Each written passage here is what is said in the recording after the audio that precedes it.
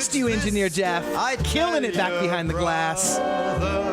You can't have one without the other. Hey, I'm feeling that right now. And because of the fact that Tara Burd from T-Bird Law Group is in the house, making us all smart and stuff about all these moving parts. Sugar daddies, sugar babies, womanizers, and then even the accidental relationship contract. Gang, it's messy out there, and you got to be able to have some fodder to be able to navigate some of the stuff, and that's why we got T-Bird in the captain's chair right now, who handles all the stuff all the time, civil litigation, wills, trusts, probates, anything that concerns disputes with people. So stoked to have you in the house again, T-Bird. Two-time champion now in Truth Radio.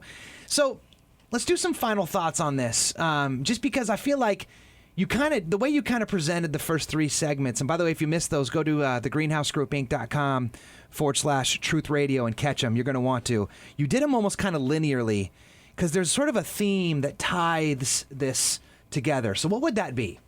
The theme is people, is relationships between people, and what I like to call business types dispute between people, right? Meaning you got to think of it almost like a business. Right. Which is creepy, but it's important to do. Exactly. And so that's really the theme here, is that when you're talking about money, when you're paying money towards something as important as a home, when you're paying bills, especially when they become substantial, mortgage payments, bigger properties, you have to be careful about what rights you're giving up, what you're giving to the other person, what you expect in return. And if you're making promises to someone, first of all, you have to make sure you have a right to give that which you are promising, whether it's in your estate plan or otherwise. And if you're on the receiving end, make sure that you're not being defrauded here. Ask questions. If he's promising you a home, look at that estate plan.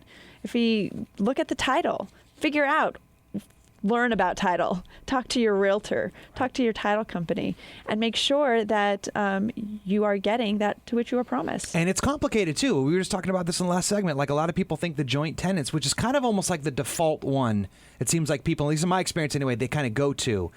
It's not a one-size-fits-all at all, which is the reason why there's about 5 or 6 different pretty common iterations of that.